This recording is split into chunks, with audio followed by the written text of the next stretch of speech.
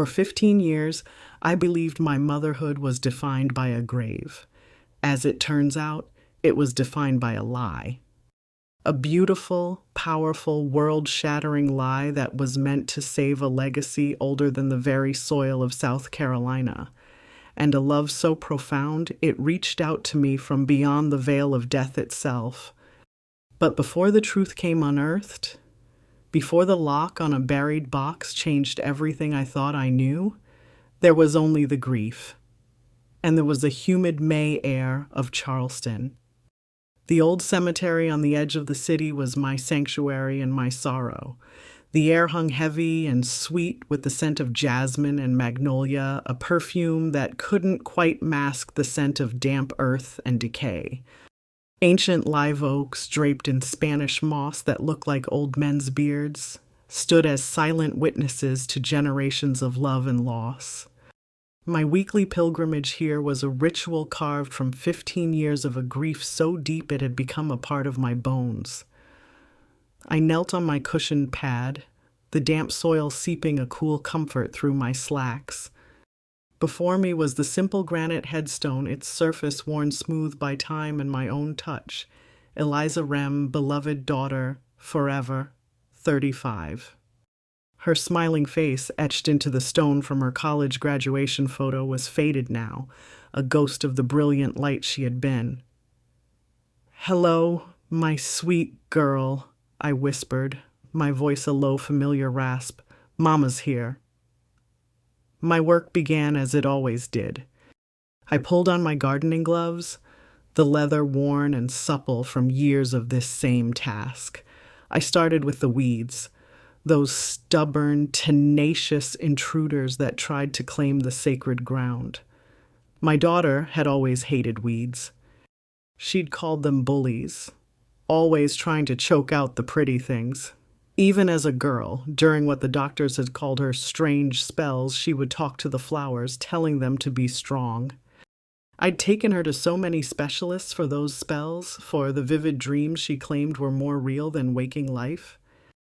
They'd offered diagnoses: epilepsy, schizophrenia, adolescent fantasy, and prescriptions that dulled her shine but never silenced the whispers she claimed to hear on the wind. Oh, how I wished I had listened more to her and less to them.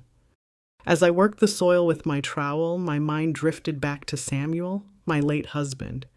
He'd been gone 17 years now, taken by his heart, 2 years before Eliza's car lost control on that slick, rain-swept highway. He had been a good man, a steady man, solid as the oak trees around us. He had adored Eliza with a fierce, quiet intensity that was his way. The grief of losing him, followed so closely by the impossible, world-ending grief of losing my only child, had nearly broken me. This ritual, this tending of her final resting place, was what had pieced me back together. My trowel hit something hard with a dull thud. I frowned, expecting a rock or a thick, stubborn root. I repositioned the tool and tried again. Thud. It was solid, unmoving, and felt flat, not like a stone. A flicker of curiosity, an emotion I hadn't felt in years, sparked within me. Caution told me to leave it be, that this was holy ground not to be disturbed, but the curiosity was stronger. With my arthritic hands, I began to dig in earnest, scooping away the rich, dark soil. My breath caught in my throat as the outline of something man-made began to appear. It was wood, dark and damp from its long slumber in the earth. A box. A small wooden box, no bigger than a book of hymns. My heart began to beat a frantic, unfamiliar rhythm against my ribs. After several minutes of careful excavation, I managed to lift it from its earthen cradle. It was heavy, solid. As I wiped away the clinging soil, my trembling fingers traced the carvings on the lid. They were initials, elegantly carved in a script I knew as well as my own name, SR and ER, and beneath them, a year. The year of Eliza's birth. A wave of dizziness washed over me, and I sat back hard on the grass. Samuel Rem, Eliza, my husband, our daughter, but it made no sense. It was impossible. Samuel had been laid to rest in this very cemetery 2 years before Eliza. He couldn't have put this here. He couldn't have buried a box at the future site of a grave for a daughter who was, at that time, vibrant and alive and living in Atlanta. How could this be? What was this impossible object I held in my hands? I sat there on the damp grass, the world tilting around me, the only steady thing in it, the impossible weight of the wooden box in my lap. My mind, a place that had been moving slowly through the fog of grief for 15 years, was now racing, trying to make sense of a simple carving that defied all logic. Samuel and Eliza. It was a loving tribute, a father and daughter united. But the timeline was a stubborn, jagged fact. Samuel was gone. He had been gone for 2 years when Eliza had left us. How could he have buried this here for her? A part of me, the part that had learned to fear any disruption to the fragile piece of my routine, wanted to put the box back, to rebury it, to smooth the soil over it, and to pretend I had never found it. To return to the simple, understandable pain of a grieving mother. But as I looked at Eliza's faded photograph on the headstone, at the smile I knew better than my own, I knew I couldn't. This box, this impossibility was connected to her. And any thread that led to my daughter, even a confusing and frightening one, was a thread I had to follow. The latch was sealed tight with rust, a stubborn guardian of whatever secrets lay within. My arthritic fingers, clumsy and weak, fumbled with it. I tried to pry it open with my fingernail, then with the edge of my trowel. It wouldn't budge. A surge of frustrated energy, an emotion so sharp and alive it felt foreign, coursed through me. I took a deep breath, positioned the tip of the trowel just so, and gave it a hard, desperate twist. The old metal groaned in protest, and then, with a sharp crack, it snapped. The lid creaked open. A puff of air, smelling of musty, trapped earth, and something else, something vaguely herbal, escaped its long confinement. My hands trembled as I looked inside. The first thing I saw, nestled on a bed of yellowed cloth, was a small silver baby rattle. My breath hitched in my chest, a painful, sharp gasp. I knew this rattle. It was tarnished and dull, but the delicate etching of a crescent moon and a single star was unmistakable. It had been Eliza's. I remembered the sweet, tinny sound it made, a sound that had been silenced for over 35 years. We'd lost it during a move when Eliza was just a toddler. I had been heartbroken, but Samuel, ever the calm one, had assured me it was just a thing, that we would get another. But we never did. All this time I thought it was gone forever, the victim of a careless moving company. But it hadn't been lost. It had been hidden, deliberately. Beneath the rattle was another object wrapped in the same yellowed cloth. My fingers felt a flat, square shape. I carefully unwrapped it. It was a photograph, faded and creased at the edges, a picture of Samuel, young and vibrant, the way he was when we first met. His smile was wide and unguarded, full of a joy I had rarely seen, but he was not looking at me. His arm was wrapped around a beautiful woman I had never seen before. She was luminous, her skin the color of rich earth, her eyes large and dark and full of a fire that the black and white photograph couldn't dim. They weren't just posing together, they were intertwined, their bodies angled toward each other, radiating a love that was as obvious as the sunlight in the picture. My stomach clenched. Betrayal, cold and sharp, pierced through the layers of my grief. I turned the photo over. Scrawled on the back in an elegant feminine hand were the words, Samuel and Imani, the last summer Imani. The name was a whisper from a life I had never known existed. And beneath the photo was the source of that whisper, a thick stack of letters tied with a faded blue ribbon. The paper was brittle, The ink faded from black to a soft brown. The signature at the bottom of the top letter was the same elegant script, Imani. My heart was a wild drum against my ribs. I knew, with the kind of certainty that precedes a storm, that I was holding the truth of my life in my hands, and that it was about to shatter everything. I untied the ribbon, the silk crumbling between my fingers, and unfolded the first letter. "My dearest Samuel," it began, "if you are reading this, then our time has run out. If someone else is reading this, then I pray it is your Beatrice, and I pray for her forgiveness. The purifiers took my parents last night. They came in the dark, silent and swift, and now I am the last of my line. I am running, my love, with our child safe in my womb, the child you and I made under the stars of that last perfect summer. My family, the Gullah people of these islands, carry a gift, a sight, a knowing. The purifiers have hunted us for generations, seeking to extinguish our light, to steal our power, and now they are hunting me. I cannot lead them to you. I cannot endanger our daughter, so I must disappear, but I will make sure she finds her way to you. She is your daughter, Samuel. Protect her. Love her. And if you cannot tell your wife the truth, then weave a lie so strong it becomes its own kind of truth. A mother's love is the strongest magic of all, and our daughter will need all the magic she can get." The letter fell from my trembling hands. The words swam before my tear-filled eyes. Our child, our daughter. I looked at the headstone, at the name Eliza, at the face of the daughter I had nursed, the daughter whose fevers I had cooled, whose tears I had dried. A memory, hazy and fragmented through the fog of what the doctors had called my severe postpartum depression, surfaced. Samuel, walking into our home, his face etched with a strange mix of joy and sorrow, a tiny blanket-wrapped bundle in his arms.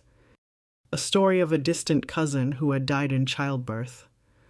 A baby girl who needed a mother. My baby girl. My Eliza. A lie so strong it becomes its own kind of truth. My entire motherhood, the central pillar of my life, was a lie. And yet, the love I felt, a love that ached in my chest with the force of a physical wound, was the truest thing I had ever known.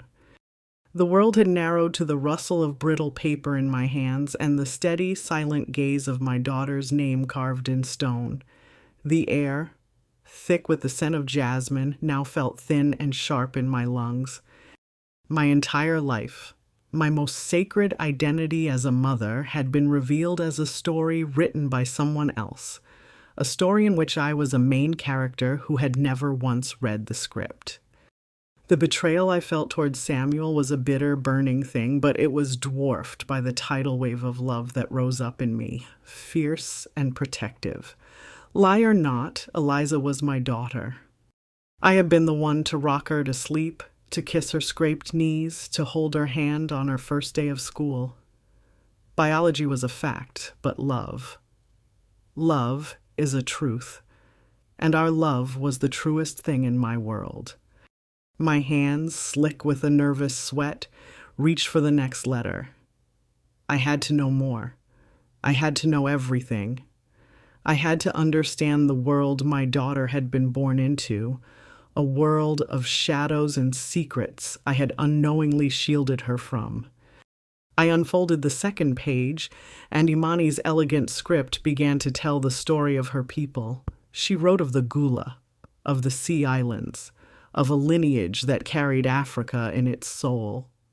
She didn't call their gift magic. To her, it was a knowing, a deep listening to the rhythms of the world. Her grandmother could read the future in the patterns of a flock of birds. Her mother could mix poultices from marsh weeds and roots that could draw the fever from a sick child.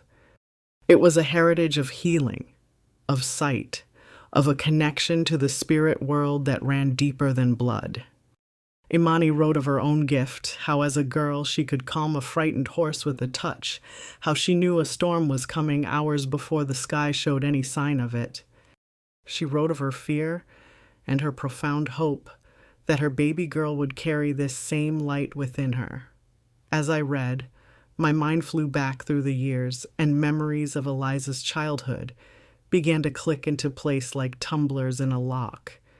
I saw her at 16 sitting at our kitchen table, her eyes distant as she described in perfect, vivid detail the layout of my own grandmother's house in Georgia, a house Eliza had never visited, a house that had been sold and torn down a decade before she was born. I had called it an overactive imagination. I saw her at 22 when I'd burned my hand badly on a cast iron skillet. She had ignored the ointments and bandages, rushing into the garden to crush a handful of what I'd always called weeds. She'd made a paste and applied it to the burn, humming a low, strange melody. The pain had vanished almost instantly, and the burn healed in days without a scar. I'd called it a lucky guess, an old wives' tale. A wave of regret so powerful it made me gasp washed over me. All those times I had dismissed her, all those doctors I had taken her to, all those pills that were meant to quiet the fantasies in her head. I hadn't been helping her. I had been trying to extinguish the brightest parts of her, the very legacy her true mother had prayed she would inherit. In my ignorance, in my desire for her to be normal, I had made her feel strange and alone in her own skin, with a gift I was never equipped to understand. The next letter was darker. In it, Imani explained the purifiers. She wrote that they were not a gang of thugs, but an ancient, wealthy, and powerful secret society. Their sole purpose for generations had been the eradication of bloodlines like hers. They didn't want to steal the power. They saw it as a spiritual corruption, a stain upon humanity that had to be cleansed. They moved through the world cloaked in influence and respectability, judges, politicians, doctors, all united by a fanatical belief that her family's gift was an abomination. Imani wrote that the purifiers had been responsible for her parents' death, staging it to look like a boating accident. They were patient, and they were relentless. The final letter in the stack I held was different. The handwriting was shakier, the ink slightly blurred in places as if by tears. It was dated 13 years after the first. "My Samuel," it read, "I have been watching from afar. Our daughter is a young woman now, and the gift is awakening in her, just as I knew it would. It is a dangerous time. The purifiers will sense it, like wolves sensing blood on the wind. There is a prophecy, an old and sorrowful one in my family's history. It says that the brightest lights draw the deepest shadows, and that a great price is often demanded of our daughters around their 35th year. I don't know what form this danger will take, but it is coming for her. I have included the amulet of the ancients in this box. It is our last protection. Samuel, when the time is right, you must give this to Beatrice. The prophecy says the danger can only be averted by the unconditional love of the mother who raised the child. It is her love, not the blood of birth, that holds the key. My eyes flew to the headstone, to the dates etched in granite. Born 1968. Died 2003. She was 35. The prophecy had come true. A cold, hard certainty settled in my heart, displacing the grief. My daughter's death hadn't been a tragic accident. It had been an execution. The word burned in my mind. Execution. For 15 years, the story I had told myself was one of tragedy. A wet road, a patch of black ice, a moment of lost control. It was a senseless, cruel act of God, and my grief, while immense, was a passive thing. It was a sorrow I endured. But this was different. The letters in my lap transformed my daughter's death from a tragedy into an atrocity. The sorrow in my heart began to curdle, hardening into something new, something cold and sharp and heavy. It was rage. A righteous, holy rage that burned away the fog of grief and left behind a terrifying, diamond-hard clarity. My daughter had not been the victim of a random accident. She had been hunted. She had been murdered by a shadowy cabal of zealots who feared the light she carried inside her. The quiet, weeping old woman who had knelt at this grave just an hour ago was gone. In her place was a mother who had just learned that her child had been stolen from her, and the fire of that knowledge was hotter than any grief. My shaking hands went back to the box. The letters were no longer just a story, they were a testament, an indictment. Beneath the indentation where they had rested for so many years, my fingers brushed against another object wrapped in cloth. It was small and hard. I unwrapped it carefully. Lying in my palm was a small, smooth, dark stone about the size of a robin's egg. It was threaded onto a simple, worn leather cord. The stone, maybe obsidian or some river rock, polished by 1,000 years of current, was cool at first, but as I held it, a strange, deep warmth began to emanate from it, spreading into my skin, up my arm, and settling in my chest. Carved into its surface was a single faint symbol like a spiral with 3 lines radiating from its center. It felt ancient, older than any writing I knew. Tucked into the cloth with it was one last small folded piece of paper. This one was different. It wasn't a letter to Samuel. The script was the same, but the words were for me.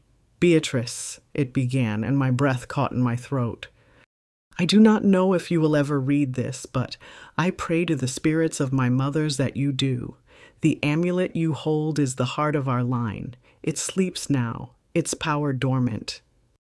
The old stories say that in times of great darkness, its power can only be reawakened by the love of the mother of the heart, the one who raises the child of prophecy.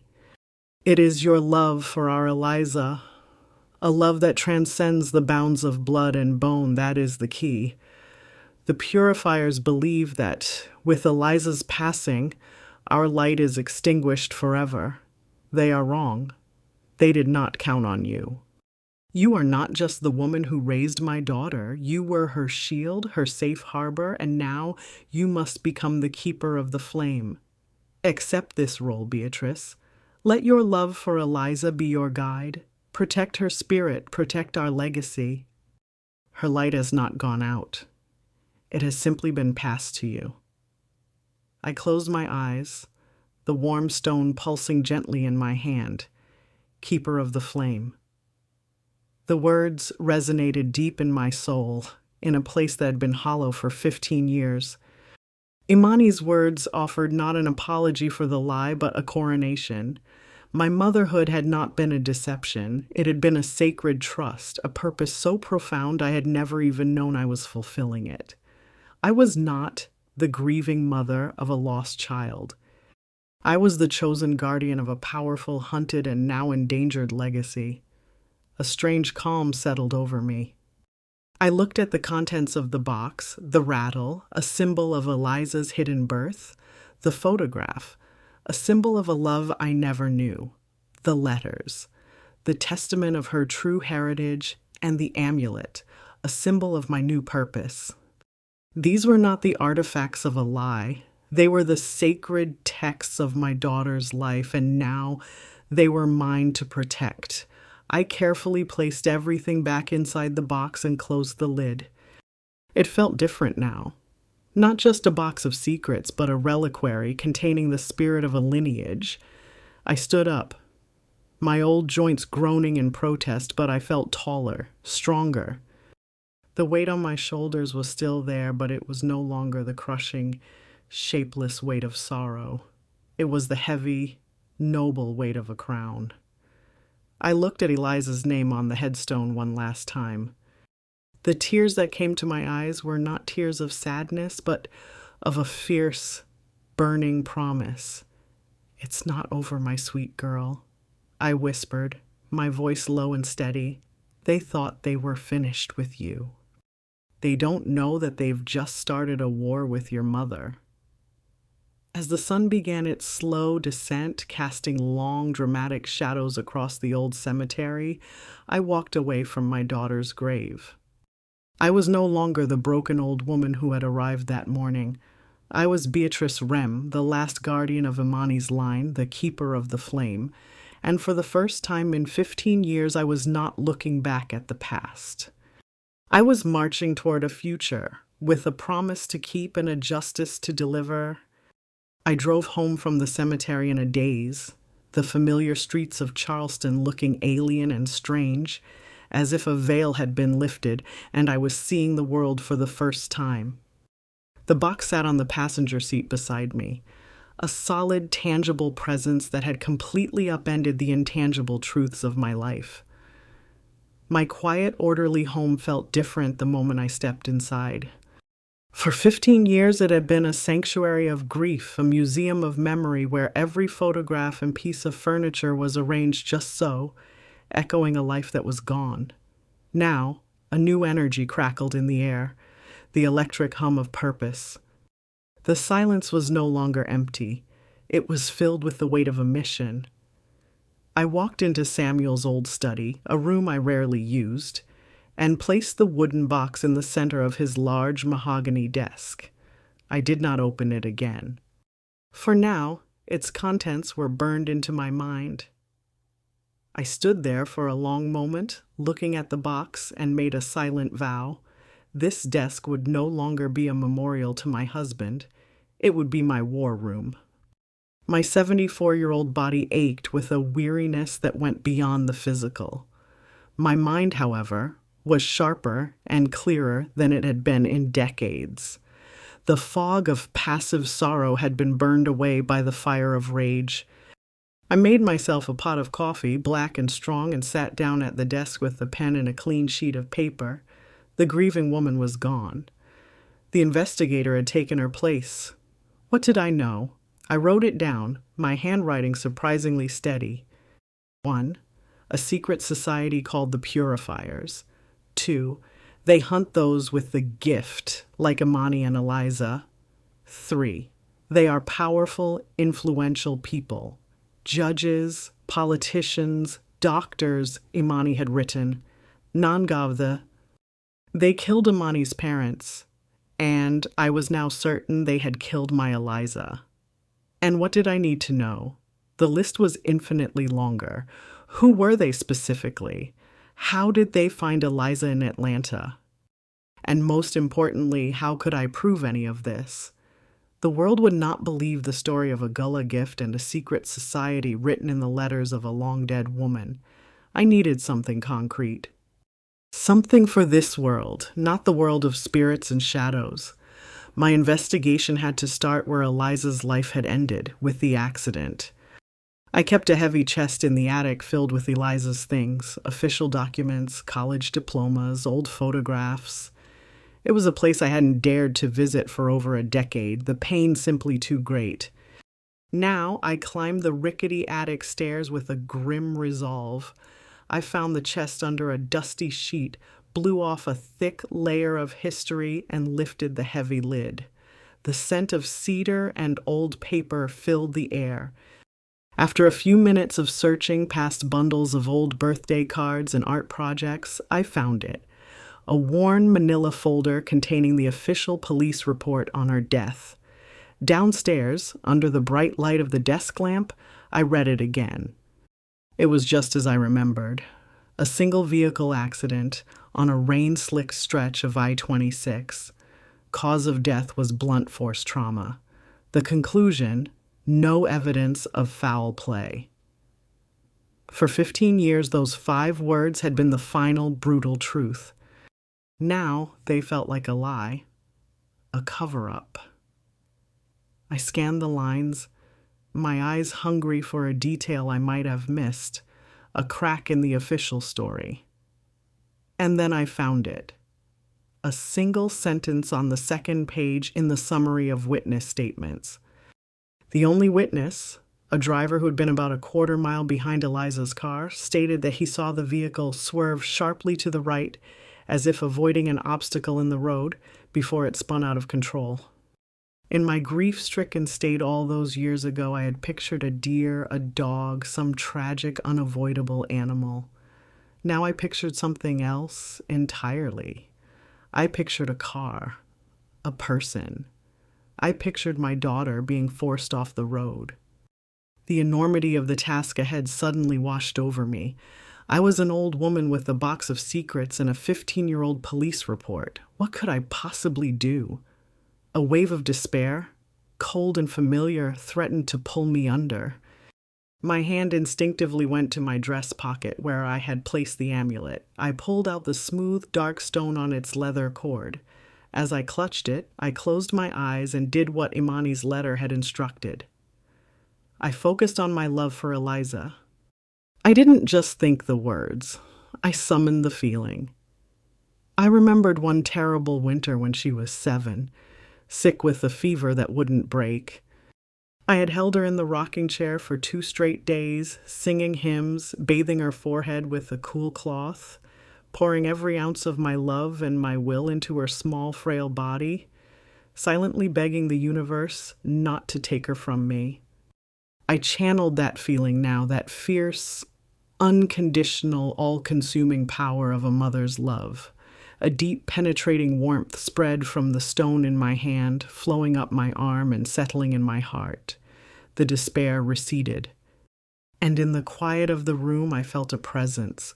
It was not a ghost, not a spirit in the traditional sense. It was a feeling of strength, of peace, of an unwavering and familiar love. It was Eliza. She was with me. The amulet was not just a stone, it was a bridge. Strengthened and resolute, I opened my eyes and looked back at the police report. The witness's name was listed, Mr. Alistair Finch. The name was a faint bell ringing in the back of my memory. Finch. It was a prominent Charleston name. I got up and went to the bookshelf, pulling out a dusty business and society directory from 2003, the year of Eliza's death. My fingers trembled as I flipped through the F's. And there it was, Finch, Alistair. Senior partner, Finch and Associates Law Firm. There was a small, grainy photograph next to his name, taken at a hospital charity gala. He was smiling, shaking hands with the senator, the very picture of wealth and influence. A lawyer. A pillar of the community. Exactly the kind of man Imani had warned me about. The only witness to my daughter's accident was one of them. The question was he a witness? Or was he a purifier, there to make sure the job was done?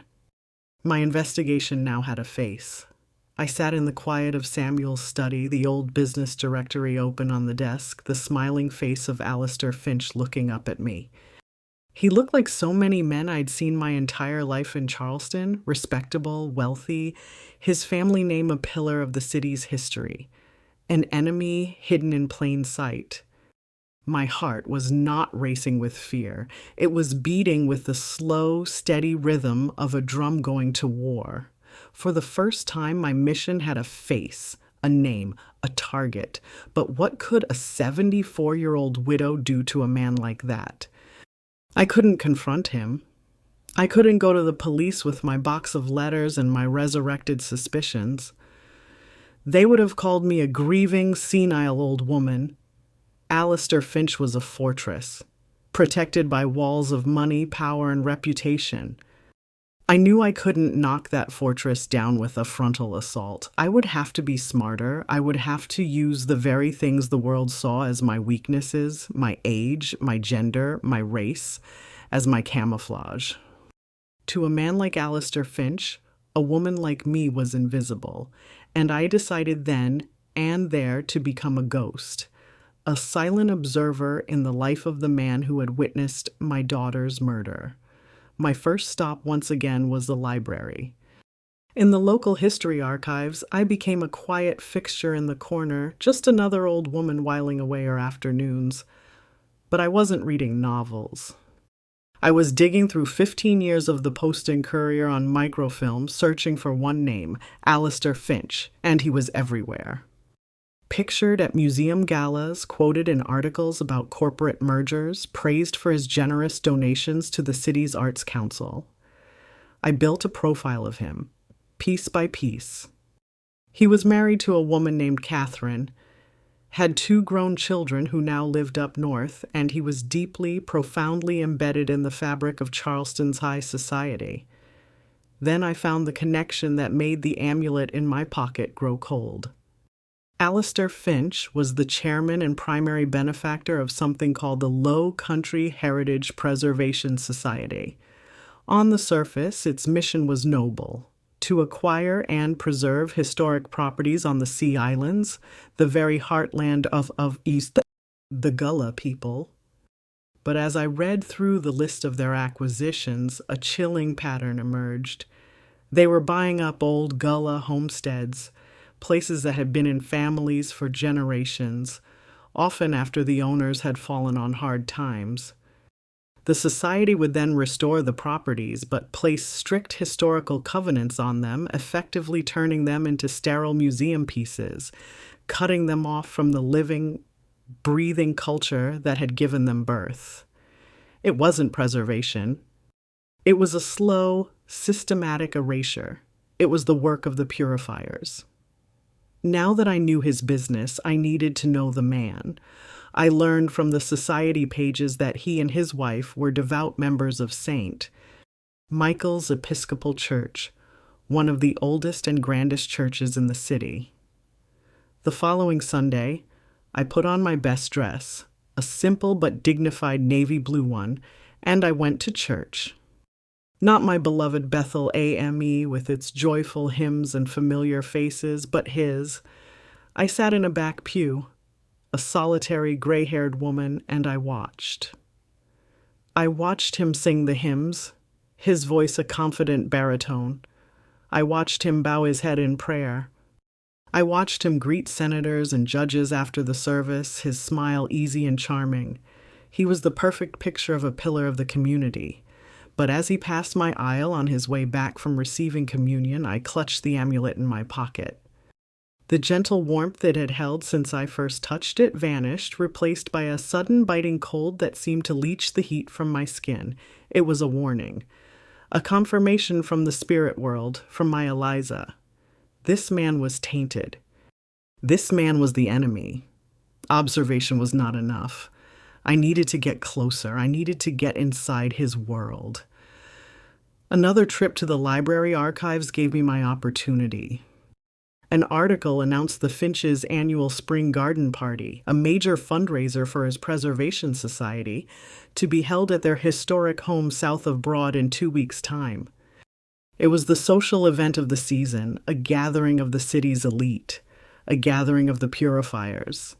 An invitation was impossible, but there are always other doors into a fortress besides the front gate. I remembered my old friend Delia from my church. Her daughter, a smart, ambitious young woman named Sarah, had started her own catering business a few years back. It had become a wild success, and she was the go-to caterer for all the big society events. That evening, I sat at my kitchen table, my heart hammering against my ribs, and I made the call. "Sarah, honey, it's Beatrice Rem," I said when she answered. "Mrs. Rem, it's so good to hear your voice. How are you doing?" We made small talk for a few minutes, my mind racing. I felt a deep shame for the lie I was about to tell, but it was a necessary sin. "Well, dear," I said, injecting a note of wistful loneliness into my voice. "To be honest, this big old house gets awfully quiet.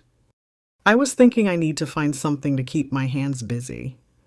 I know this is a strange question, but your mother mentioned you're catering that big Finch party in a couple of weeks." I let the sentence hang in the air, my breath held tight in my chest. "Oh, Lord, that party is going to be the death of me," she laughed. "We're serving 300 people. "Well," I said, my voice soft and hopeful, "I was just wondering, are you by any chance hiring any extra help?" I may be old, but I can still chop an onion and arrange shrimp on a platter better than anyone I know. There was a long pause on the other end of the line, so long that I thought for a moment Sarah might have hung up. I could hear the clatter of pans and the murmur of voices in the background of her busy kitchen. My own kitchen was silent, the ticking of the old wall clock marking each second of my desperate gamble. "Mrs. Rem," Sarah finally said, her voice a mixture of surprise and gentle concern, "you know you don't have to do that. You've worked hard your whole life. This is your time to rest." "Oh, honey, rest is the last thing I need," I said, forcing a light, airy laugh. "Rest just gives an old woman too much time to think. It's not about the money, dear. It's about feeling useful. I promise I'll stay out of your way. I just want to feel like a part of the world again." I could hear the hesitation in her sigh, but I also knew Sarah was a good girl, raised by a good mother. She would not deny the respectful request of an elder. "Okay, Mrs. Rem," she said, her voice softening, "if you're absolutely sure. To be honest, we could use an extra pair of steady hands in the kitchen for prep work. Just be at our commissary kitchen at noon on Saturday. But you let me know the second you get tired, you hear?" Relief washed over me, so potent it almost buckled my knees. "Thank you, Sarah," I said, my voice thick with genuine gratitude. "You won't regret it." The week leading up to the party was a blur of nervous energy and quiet preparation. I was no longer preparing for a catering job, I was preparing for battle. I chose my uniform with care, a simple long-sleeve black dress, a plain white apron, and the most comfortable, sensible black shoes I owned. I was dressing for invisibility. I wanted to be a shadow on the wall, a ghost in the corner, someone whose presence was felt but never truly seen. On the morning of the party, I took the leather cord of the amulet and tied it around my neck, tucking the warm, dark stone beneath the collar of my dress. It rested against my skin, a secret shield, a silent connection to the daughter whose memory I was fighting for. The Finch estate, nestled in the heart of Charleston's historic South of Broad neighborhood, was even grander than I had imagined. Wrought iron gates opened onto a long drive shaded by a canopy of ancient oaks. The house itself was a magnificent three-story Georgian mansion with white columns and wide, welcoming verandas. It was a picture of Southern grace and old money. But as our catering van pulled around to the service entrance in the back, I felt a deep, unshakable chill. The house was beautiful, but it felt cold, like a pristine mausoleum. It was a house built on secrets. The kitchen was a chaotic symphony of controlled panic. Chefs barked orders, servers rushed back and forth, and the air was thick with the scent of roasting duck and thyme. Sarah, a clipboard in hand, was the calm conductor in the center of the storm. She gave me a warm hug and set me up at a large stainless steel table with a mountain of vegetables to chop. "Just this for now, Mrs. Rem," she said with a kind smile. "Easy work." It was exactly what I wanted. I blended into the background, my knife moving with the steady, practiced rhythm of a woman who had been cooking for 60 years. I was just another part of the kitchen staff. But my eyes and ears were working harder than my hands. I watched Catherine Finch sweep in and out of the kitchen, her perfectly coiffed silver hair unmoving, her voice sharp as she issued last-minute demands. I watched Alistair Finch himself appear, dressed in a seersucker suit, clapping a chef on the back and stealing a piece of bacon from a tray with a practiced, charming smile that never once reached his cold blue eyes. My opportunity came when Sarah asked me to carry a tray of linens to the downstairs powder room. It gave me a chance to walk through a small part of the house. The floors were polished to a mirror shine, the walls lined with portraits of stern-faced ancestors. The air was cool and still. As I walked down the main hallway, I passed a heavy, dark wood door. It was closed, but as I drew near it, the amulet under my dress grew icy cold, the sudden chill a shock. against my warm skin. This was his study, the heart of the fortress. I lingered for a moment too long, and a voice made me jump. "Can I help you?" I turned to see Alistair Finch standing not 10 feet away, an unlit cigar in his hand. His eyes, which had been jovially blank a moment ago, were now sharp and analytical. "Forgive me, sir," I said, lowering my gaze and clutching the linens to my chest. "Just taking these to the powder room. It's a beautiful home." His gaze swept over me, and the sharpness was gone, replaced by a dismissive, patrician ease. He had seen me, assessed me, and filed me away as unimportant. A nobody. An old black woman on the catering staff. "See that you don't get lost," he said, his voice smooth and condescending before turning to enter his study. He didn't know he was looking at the mother of the woman he'd helped kill. He didn't know he was looking at his enemy. Later, as the party began and the first guests arrived, their laughter tinkling like wind chimes in the garden, Sarah gave me a new task. She handed me a silver tray laden with champagne flutes. "Just for the first hour, Mrs. Rem. Mingle, smile, and make sure our guests are happy." My heart hammered against my ribs. Mingle. This was my chance. I pushed through the swinging door that led from the kitchen to the sprawling manicured garden. The late afternoon sun cast a golden glow over a sea of pastel dresses and linen suits, and there in the center of it all, holding court by a marble fountain, was Alistair Finch. He was laughing, a deep, hearty sound as he clinked glasses with another man, a man whose face I instantly recognized from the old photo in the directory, a United States Senator. The amulet under my dress was now a solid block of ice against my skin. I was not in the lion's den. I was in a den full of lions, and I was walking straight into the middle of them. I took a deep, steadying breath, my hand resting on the cool silver of the champagne tray. I was a ghost. I was a servant. I was a 74-year-old woman in a plain black dress, and I was utterly invisible to these people. I let that invisibility become my shield and my sword. With the tray held high, I stepped into the glittering world of my enemies. I moved through the crowd, my steps slow and deliberate. "Champagne?" I'd offer, my voice soft and deferential. Most guests took a glass without even looking at me. I was just a pair of hands offering a drink, but I was listening. The air was thick with conversations about money, politics, and summer homes. But underneath the idle chatter, I listened for a different current, a darker tone. The amulet, resting against my sternum, was my guide. It remained a cold, solid weight, a constant reminder of the danger that surrounded me. My mission was clear. I had to get into Alistair Finch's study. I needed to know what was in that room that made the amulet react so violently. My chance came in a sudden, chaotic splash. A young, tipsy guest stumbled backward, colliding with the server and sending a full tray of crimson-colored cocktails crashing to the pristine flagstone patio, just a few feet from the French doors leading to the study. The sound of shattering glass made everyone jump. Staff rushed to the scene with cloths and dustpans. Guests gasped and fluttered. In the commotion, Alistair Finch himself emerged from his study to see what was wrong, his face a mask of annoyance. He left the door to the study slightly ajar. This was my moment. While all eyes were on the spilled drinks, I slipped away from the edge of the crowd.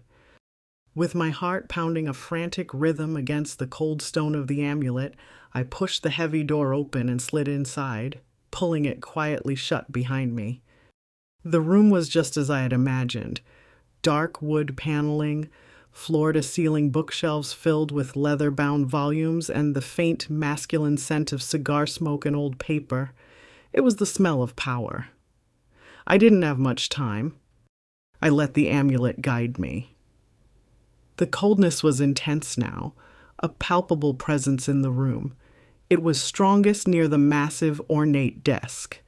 Behind the desk, hanging on the wall, was a large, antique map of the South Carolina Sea Islands. My eyes scanned it quickly. I saw red pins stuck in various locations, marking, I assumed, the properties his preservation society had acquired, but my gaze was drawn to one small remote island. It was circled in black ink, and next to it was a hand-drawn symbol, the same spiral with 3 radiating lines that was carved into my amulet. This was it, the heart of Imani's line, the place they coveted most. My eyes followed the wall down from the map, and there, almost perfectly hidden in the grain of the dark wood, was the faint, telltale seam of a hidden compartment. A safe. I ran my fingers over it. There was no handle, no keypad. Just a small, almost invisible indentation. I pressed it, pushed it, tried to slide it, nothing.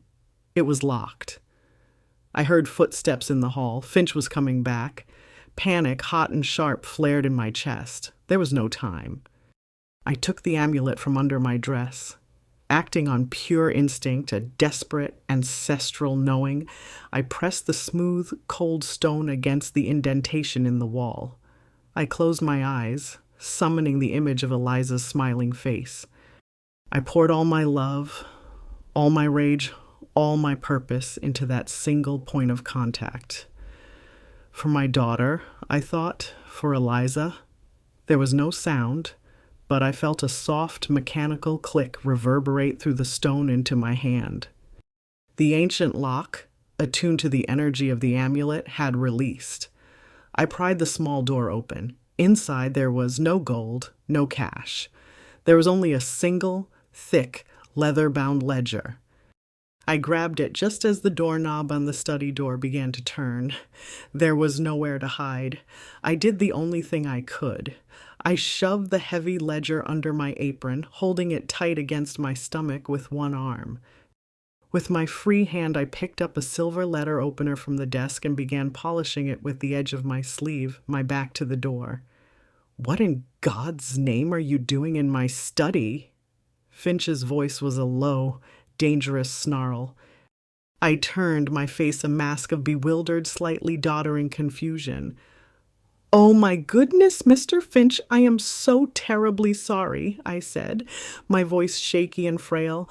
"I must have taken a wrong turn looking for the powder room. Such a big, beautiful house. I was just admiring this lovely silver." His eyes were chips of ice. He was furious, but he was also the host of a party for 300 of the most powerful people in the state. He could not make a scene with an old woman from the catering staff. "Get out," he hissed, "now!" I shuffled out of the room, offering a stream of apologies, the weight of his family's sins hidden beneath my apron. I found Sarah in the kitchen, told her I was feeling faint, and was out the service door and in a taxi before anyone knew I was gone. At home, I laid the ledger on my desk. Its pages were filled with names, dates, and accounts going back over 100 years. It was the secret history of the purifiers. It detailed their finances, their membership, their acquisitions. And on the last few pages, I found what I was looking for: a list of targets. There was Imani's family, and there, entered 15 years ago, was my daughter. Eliza Rem. Target confirmed. Resolution arranged. It was the smoking gun. But I did not go to the police. I knew how men like Finch could make evidence disappear, how they could paint me as a crazy, vengeful old woman. I chose a different kind of justice. I spent the next week making careful, anonymous copies. I sent pages detailing financial crimes to a young, hungry reporter at the Washington Post. I sent pages listing the membership to the wives of several prominent men on the list. And I sent the pages detailing the historical land grabs to a Gula preservation group run by a fierce young woman who I knew would fight like hell to get her people's land back. I did not burn the fortress down.